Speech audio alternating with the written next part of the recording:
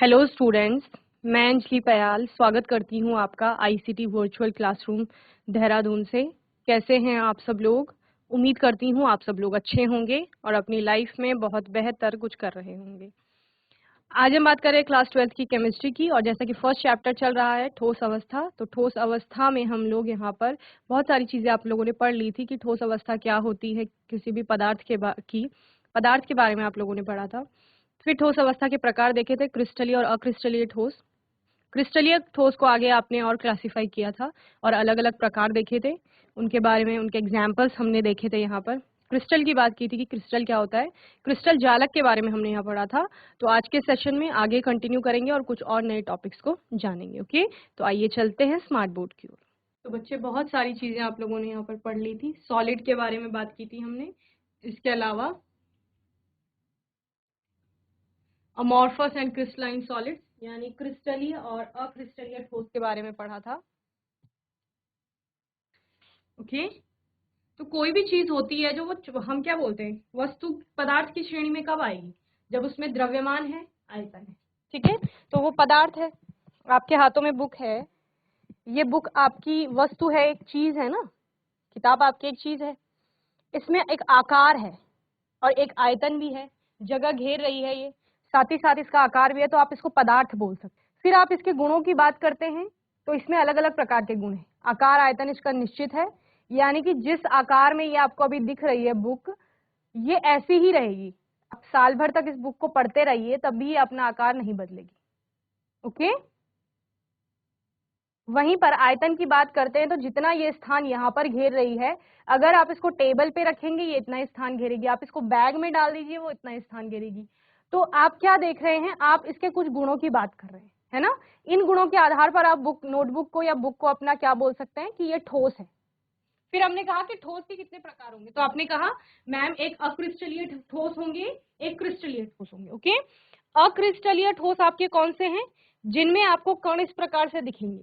Amorphous solid का जो ऊपर वाला पिक्चर आपको दिख रहा है, जहां पर कण किसी भी रूप में व्यवस्थित है, कहीं भी कणों की व्यवस्था किसी भी प्रकार की, एक निश्चित क्रम नहीं है उसमें। ओके, जबकि क्रिस्टलीय ठोसों में एक आपको नियमित और निश्चित क्रम दिख रहा है। ओके, जैसे आप कहते हैं मैम हमने दीवार बनते हुए देखी, दीवार किससे बनी हुई है? ईंट से बनी हुई है।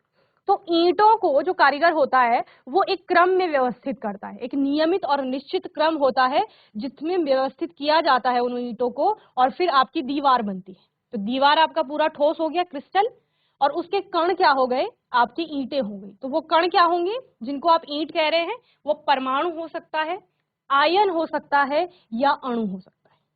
क्लियर है? तो ये क्रिस्टलीय और अक्रिस्टलीय ठोस हो गए थे आपके। हमने इनमें डिफरेंस भी देखा था, अंतर, अलग अलग प्रकार से अंतर देखे थे। इसके बाद हमने क्लासिफिकेशन ऑफ क्रिस्टलाइन सॉलिड, यानी कि जो भी क्रिस्टलीय ठोस है आपका वो कितने प्रकार का हो सकता है। आपने बोला मैम आयनिक सॉलिड होते हैं, मॉलिक्यूलर होते हैं, कोवेलेंट होते हैं और मेटालिक होते हैं। ओके, चार प्रकार से हम इनको विभाजित करेंगे, जिसमें आप मॉलिक्यूलर सॉलिड को मैम तीन तरह से हम विभाजित करेंगे, non polar, polar and hydrogen bonded molecular solid. Okay, तो ये तीन तरह से इसका वर्गीकरण होगा। तो क्या क्या आयनिक ठोस आए आपके? सहसंयोजक ठोस, आणविक ठोस और धात्विक ठोस। ओके, चलिए इतना पढ़ लिया था। ये पूरा आपने क्लासिफिकेशन देख लिया था। कहां से लेकर चले थे? यहां आप मैटर से लेकर चले थे। फिजिकल स्टेट इसकी solid I, liquid I and third I gas. तो चूंकि आपका चैप्टर क्या है? सॉलिड स्टेट, तो सॉलिड को फर्दर क्लासिफाई करते हैं अमॉर्फस यानी अक्रिस्टलाइन, और क्रिस्टलाइन यानी कि अक्रिस्टलीय। ओके, फिर क्रिस्टलाइन सॉलिड को आपने क्रिस्टलीय ठोस को किसमें? कोवेलेंट यानी कि सहसंयोजक, मेटालिक सॉलिड यानी धात्विक ठोस जिसे कह रहे हैं, आयनिक सॉलिड यानी आयनिक ठोस जिसको आप कहेंगे, मॉलिक्यूलर सॉलिड यानी आणविक ठोस। ओके, तो ये चार तरह से आपने क्लासिफाई किया। फर्दर क्लासिफाई हुआ आपका सहसंयोजक ठोस, टू डायमेंशनल सॉलिड यानी द्विविमीय ठोस, थ्री डायमेंशनल सॉलिड्स यानी त्रिविमीय, और आपने मॉलिक्यूलर सॉलिड यानी आणविक ठोस को आपने क्लासिफाई किया ध्रुवीय, अध्रुवीय और हाइड्रोजन बंधित। ओके, इसको भी हमने बहुत अच्छे से यहाँ पर पढ़ा था, मैंने इसके आपको एग्जाम्पल भी कराए थे। अब आते हैं क्रिस्टल लैटिस क्या है, क्रिस्टल जालक, जो कि बहुत इंपॉर्टेंट टॉपिक है आपका, समझ रहे हैं? आपने कहा कि मैम हमने दीवार बनते हुए तो देखी है, ठीक है, दीवार किससे मिलकर बन रही है? ईंटों से मिलकर के बन रही है। उसी प्रकार से आपका कोई क्रिस्टल अणुओं से मिलकर के बना हुआ है। सपोज एक क्रिस्टल है,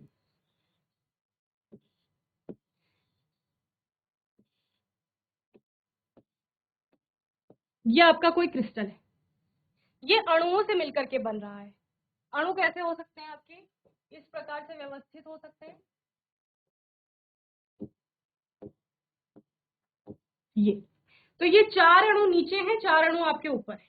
क्लियर? जैसे कि मैं यहां पर आपको दिखाती हूं, एक अणु ये है आपका, दूसरा ये होगा, तीसरा ये होगा, चौथा ये होगा। तो ये ऊपर की सरफेस में, समझ रहे हैं? नीचे की सरफेस में आपके कौन कौन से अणु हैं यहां पर? एक ये है, ठीक है, दूसरा ये होगा।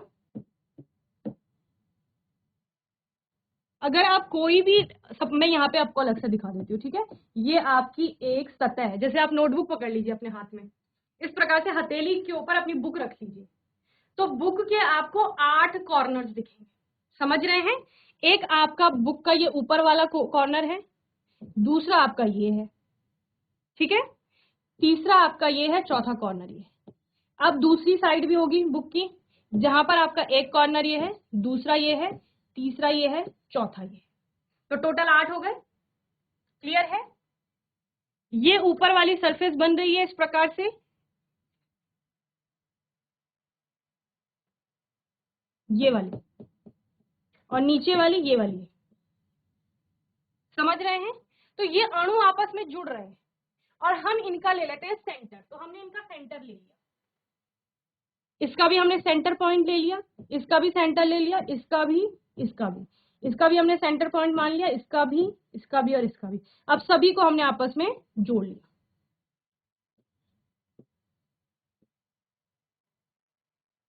ठीक है?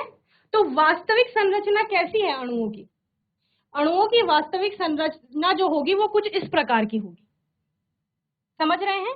4, हमने क्या बोला, 4 ऊपर है, 1 2 3 4, और 1 2 3 4, 4 आपके नीचे, तो टोटल 8 हो गए। तो ये इस प्रकार से जुड़ रहे हैं,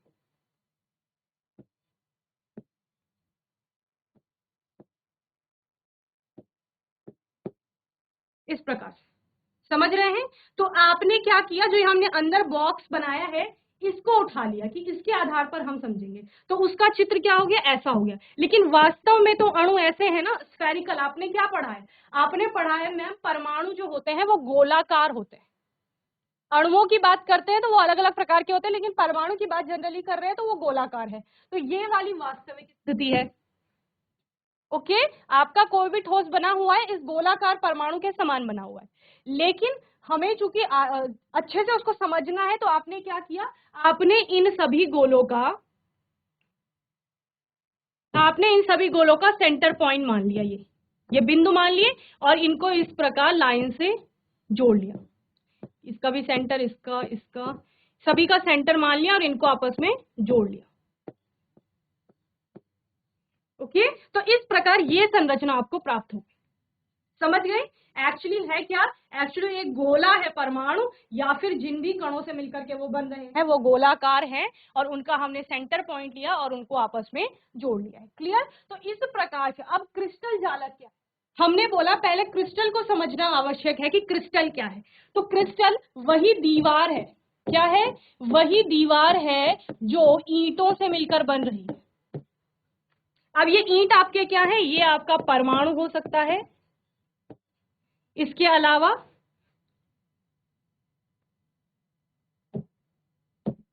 आयन हो सकता है, इसके अलावा अणु हो सकता है। और दीवार आपका क्या हो गया बच्चे, दीवार तो हमने पहले ही बता दिया, दीवार क्या है, क्रिस्टल है। तो यानी जिन बिंदु संरचनाओं से, वो बिंदु संरचना क्या होगी, आपकी परमाणु, आयन या अणु होगी। जिन बिंदु संरचनाओं से कोई भी आपका ये स्ट्रक्चर बन रहा है पूरा, उसको आप क्रिस्टल कहते हैं। ठीक है? तो क्रिस्टल क्लियर है आपका कि क्रिस्टल क्या होते हैं, संरचनात्मक इकाइयां। संरचनात्मक इकाइयां क्या है, जिसको आप ईंटें कह रहे हैं, यानी कि परमाणु, अणु या आयन, संरचनात्मक इकाइयों को नियमित और व्यवस्थित क्रम में जुड़ने से बनता है।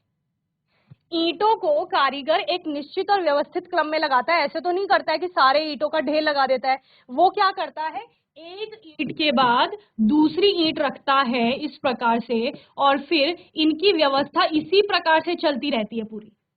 समझ रहे हैं? ऐसे नहीं करता है कि किसी ईंट को ऐसे लगा देगा, किसी को इस प्रकार से आड़ी तिरछी कैसे भी लगा दी और आपकी दीवार बन जाएगी। दीवार कब बनेगी, जब ईंटों को एक व्यवस्थित क्रम में लगाया जाएगा। तो क्रिस्टल कब बनेगा, जब वो संरचनात्मक इकाइयां जो हैं, परमाणु, अणु या आयन, वो एक नियमित और निश्चित क्रम में लगाए जाएंगे। क्लियर है? तो ये आपका पूरा क्रिस्टल हो गया था। अब क्रिस्टल जालक क्या है, हमने पढ़ा कि उसी क्रिस्टल की, उसी दीवार की अगर हम 3 विमाओं में स्थिति देखते हैं, 3 विमाएं क्या होती हैं आपकी, आप एक्स वाई जेड की बात करते हैं, ये एक्स हो गया, ये वाई हो गया, ये जेड हो गया। इस तीनों ही विमाओं में जब आप उसकी स्थिति का आकलन करेंगे, उसकी ज्यामिति को समझेंगे, तो उसको आप क्या कहते हैं, क्रिस्टल लैटिस कहते हैं। ओके, तो त्रिविम में अनंत बिंदु, अनंत बिंदु क्या है, वही इकाइयां हैं आपकी, परमाणु, अणु या आयन की नियमित व्यवस्था को, उनकी व्यवस्था किस प्रकार से, उसको ही क्रिस्टल जालक कहा जाता है। ओके, चलिए, तो ये क्रिस्टल जालक हो गया था, इसको हम समझ रहे थे। इसके बाद आपका आता है कि क्रिस्टल जालक किससे मिलकर के बन रहा है, उसको क्या कहा जाता है, तो उसको एकक कोशिका कहा जाता है। यहां पर आपको पूरा क्रिस्टल लैटिस दिख रहा है, उसमें आपको एक छोटा सा बॉक्स दिख रहा है जो ग्रीन कलर का है, वही क्या है, वही आपकी इकाई सेल है, या जिसको आप एकक कोशिका कहते हैं। ठीक है, तो इसी एकक कोशिका को बार बार दोहराने से, ईंटों को बार बार दोहराया जा रहा है, तभी आपकी दीवार बन रही है। तो क्रिस्टल लैटिस में जब इसी एकक कोशिका को बार बार दोहराया जाएगा तो आपका क्रिस्टल जालक बनेगा। क्लियर है? हमने क्या कहा, एक आपका ये एकक कोशिका हो गई,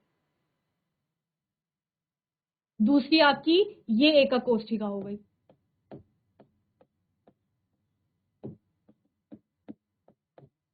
क्लियर, तीसरी आपकी ये एकक कोशिका हो गई,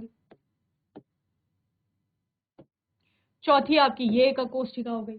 तो एकक कोशिका को नियमित व्यवस्था में दोहराया जा रहा है, जिसके बाद आपका पूरा क्रिस्टल जालक बन रहा है।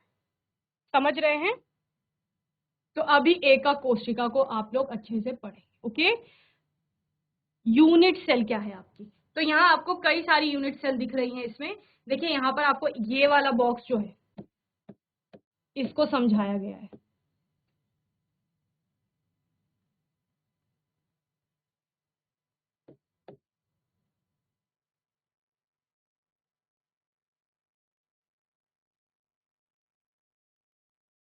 ये एकक कोशिका होगी आपकी।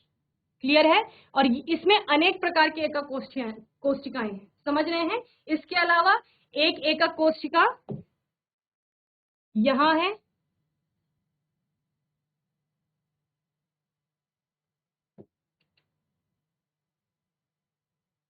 मैं अलग अलग कलर से सभी एकक कोशिकाओं को दिखा रही हूं। एक एकक कोशिका आपकी ये है,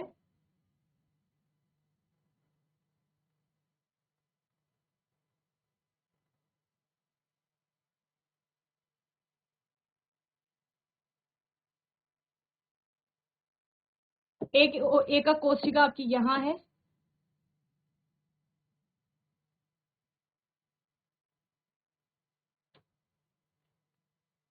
एक आपकी ये वाली एकक कोशिका होगी,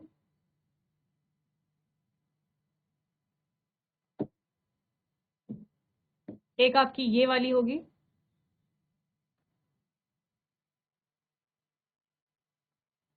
तो इस प्रकार से आपकी कई एकक कोशिकाएं होंगी।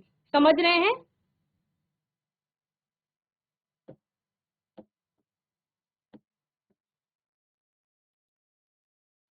इस प्रकार से समझ आ रहा है बच्चों? इस प्रकार से आपकी कई एकक कोशिकाएं हैं, और इन एकक कोशिकाओं से पूरा मिलकर के आपका क्या बन रहा है, क्रिस्टल लैटिस बन रहा है। ये पूरा आपका क्या है, क्रिस्टल लैटिस है, यानी क्रिस्टल जालक। और इस क्रिस्टल लैटिस में अनेक प्रकार की क्या है, यूनिट सेल है, यानी एकक कोशिकाएं हैं। तो आपका यूनिट सेल क्या है, the smallest repeating unit. Repeating unit से क्या मतलब है, पुनरावृत्ति हो रही है जिसकी, बार बार जिसे आप दोहरा रहे हैं, ठीक है ना। बार बार किसे दोहरा रहे हैं, मैंने कहा हमने ये दीवार बनाई है, इस दीवार में, ये दीवार है, इस दीवार में बार बार पुनरावृत्ति किसकी हो रही है, इन ईंटों की हो रही है, बार बार वो ईंटें ही तो लग रही हैं दीवार में, ठीक है ना। तो उसी प्रकार से, जिस प्रकार से ईंटों की पुनरावृत्ति से दीवार बन रही है, उसी प्रकार एकक कोशिका की पुनरावृत्ति से पूरा क्रिस्टल लैटिस बन रहा है। क्लियर है।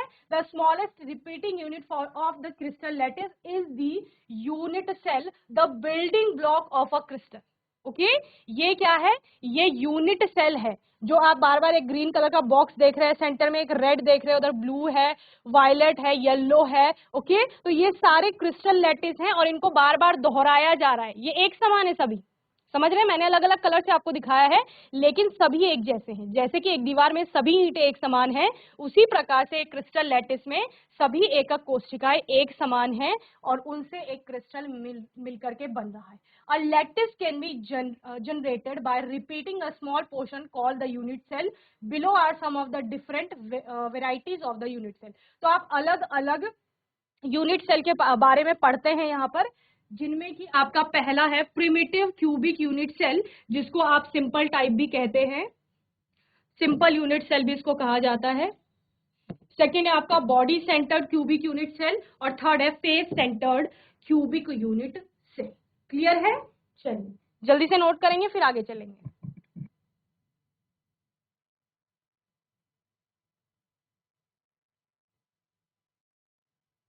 ओके, तो जो भी पढ़ाया जा रहा है, चूंकि आप कक्षा में हैं तो नोट कीजिए। ओके, साथ साथ में पढ़िए, कुछ तो समझ आएगा आपको।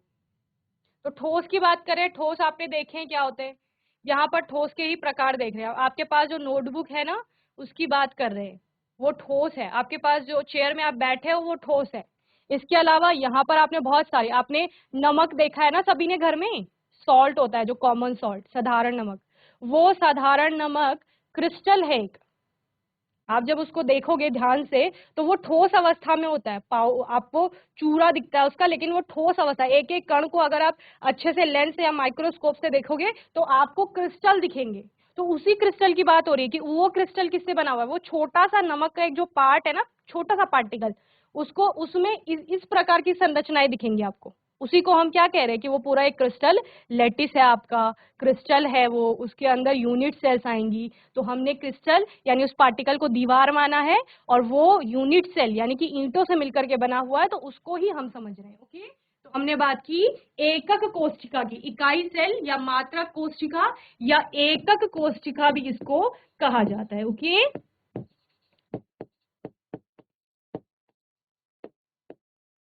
तो एकक कोशिका क्या है, इकाई सेल या मात्रक कोशिका किसी क्रिस्टल में सूक्ष्मतम जालक बिंदुओं का वह समूह है जिसकी त्रिआयामी पुनरावृत्ति करने पर क्रिस्टल का संपूर्ण जालक प्राप्त होता है। क्या क्या समझे, इकाई सेल और मात्रक कोशिका, ये तो इसी का नाम हो गया। किसी क्रिस्टल, जो कि आप क्या कह रहे थे, एक दीवार है, ये क्रिस्टल है आपका, ठीक है, में सूक्ष्मतम जालक बिंदु, सूक्ष्मतम जालक बिंदु क्या है, उसमें ईंटें ही है, सबसे छोटी इकाई तो ईंट ही है दीवार में, क्या है बाकी बताओ, ईंट ही तो है, इससे मिलकर के आपकी दीवार बन रही है, ये ईंटें हैं। तो इन सूक्ष्मतम जालक बिंदुओं की, इनकी क्या हो रही है बच्चे, पुनरावृत्ति हो रही है। पुनरावृत्ति यानी रिपीटेशन। आप क्या कह रहे हो, यहां हमने एक ईंट लगाई, सेम उसी की जैसे दूसरी ईंट लगाई, फिर तीसरी लगाई, चौथी, पांचवी, छठी, इस प्रकार से आपने बहुत सारी ईंटों को पुनरावृत्ति करके लगाया और आपको क्या हुआ प्राप्त, इन सूक्ष्मतम जालक बिंदुओं, जिनको आप ईंटें कह रहे हैं, का वह समूह है। क्या है, ये पूरा समूह है ना, इतने सारे ईंटें हैं इसमें, समूह है जिसकी त्रिआयामी पुनरावृत्ति। अब दीवार है, दीवार आपका कहाँ जाएगी, वाई एक्सिस में भी जाएगी, एक्स एक्सिस में भी जाएगी और जेड एक्सिस में भी जाएगी, जाएगी ना। आप दीवार को देखते हैं तो दीवार में एक हाइट होती है, एक ऊंचाई होती है, उसमें चौड़ाई भी होगी, लंबाई भी होगी, समझ रहे हैं। तो इस प्रकार से आप त्रिआयामी पुनरावृत्ति करते हैं ईंटों की, और इस प्रकार से आपको क्रिस्टल का संपूर्ण जालक प्राप्त होता है, यानी पूरी दीवार बनती है। ओके, तो पूरी, अगर आपको डेफिनेशन लिखना है ईंट दीवार, तो हम एग्जांपल दे रहे हैं ताकि आप को रिलेट कर पाए उससे। ओके, ईंट दीवार नहीं लिखना है, एग्जाम में क्या लिखेंगे, इकाई सेल या मात्रक कोशिका किसी क्रिस्टल में सूक्ष्मतम जालक बिंदुओं का वह समूह है, यानी दीवार क्या है, ईंटों का समूह है, कैसे? जिसकी त्रिआयामी पुनरावृत्ति करने पर, यानी ईंट की पुनरावृत्ति करते हैं तो आपको क्रिस्टल का संपूर्ण जालक प्राप्त होता है। ओके, इसी को आपका एकक कोशिका कहा जाता है।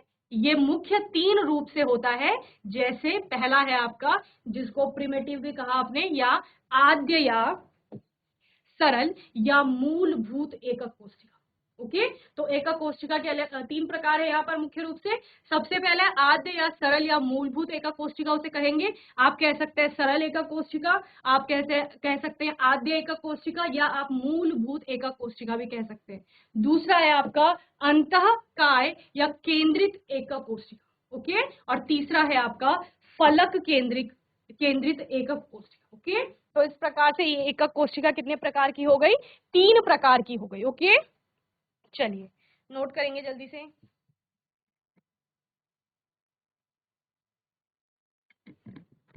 चलिए सबसे पहला टाइप देखें, आद्य सरल या मूलभूत एकक कोशिका। ओके, ये देखिए आद्य एकक कोशिका में होता क्या है? The primitive cubic unit cell has atoms only at its corner.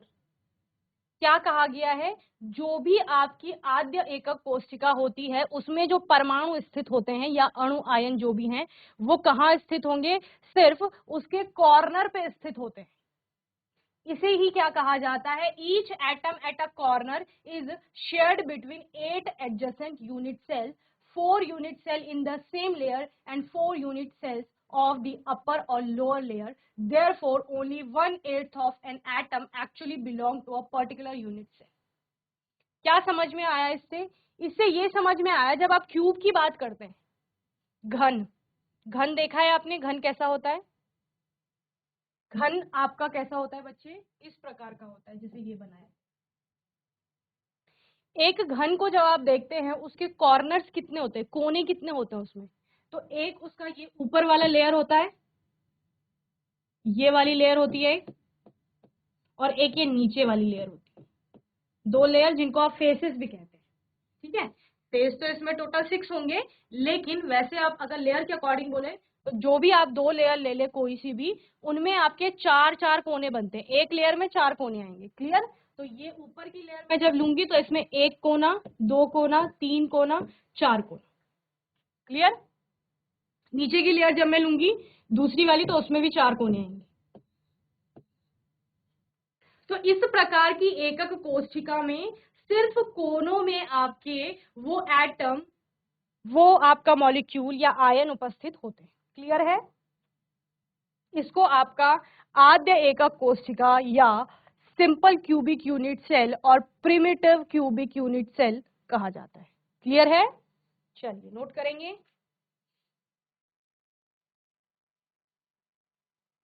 तो यहां पर सिर्फ एटम्स की बात नहीं करेंगे, कोई भी आपके कॉन्स्टिट्यूएंट पार्टिकल्स हो सकते हैं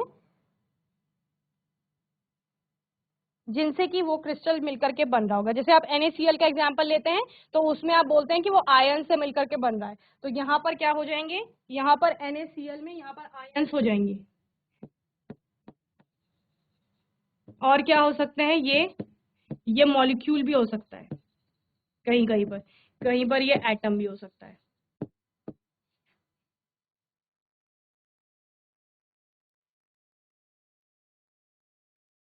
तो टोटल आपको कितने एटम्स दिख रहे हैं एक एकक कोशिका में, या आयन्स दिख रहे हैं? 8 ही दिख रहे हैं ना। 8 कोने हैं, तो 8 कोनों में 8 आपके क्या आ जाएंगे? कण आ जाएंगे। ओके, तो ये आपकी सिंपल प्रकार की, आपने क्या बोला? हमने कोने गिने और कोने में हमने एक एक एकक कोशिका में एक एक एटम लगा दी। ओके, चलिए आद्य या सरल या मूलभूत एकक कोशिका वह एकक कोशिका जिसमें अवयवी कण केवल कोशिका के कोनों पर ही उपस्थित होते हैं, आद्य एकक कोशिका कहलाती है। ओके, तो बच्चों मैं उम्मीद करती हूँ आज का सेशन आपको अच्छे से समझ में आया होगा। आज के सेशन में हमने एकक कोशिका की बात की, कि क्रिस्टल लैटिस जो है वो एकक कोशिकाओं की पुनरावृत्ति से और त्रिविमीय संरचना में हम उसको देख रहे हैं, ठीक है, त्रिविम स्थिति हम उसकी देख रहे हैं, वहां पर पुनरावृत्ति होने से आपका क्रिस्टल जालक बन रहा है। फिर एकक कोशिकाओं की 3 प्रकारों की बात की, 3 में आप मुख्य रूप से 2 प्रकारों की बात करते हैं, एक सिंपल और एक केंद्रित कोशिका, ठीक है, जिसमें केंद्रित कोशिका के आपके 2 प्रकार हो जाते हैं, एक आपने फेस सेंटर्ड कहा, एक आपने बॉडी सेंटर्ड कहा। ओके, तो बॉडी सेंटर्ड और फेस सेंटर्ड को आने वाले सेशन में हम समझेंगे। यहाँ तक आपको अच्छे से रिवाइज करना है चैप्टर को और अच्छे से टॉपिक्स को पढ़ना है। कोई डाउट होगा, क्वेश्चन होगा आपका, तो आने वाले सेशन में आप लोग पूछ लेंगे। और तब तक के लिए आईसीटी वर्चुअल क्लासरूम से जुड़ने के लिए धन्यवाद।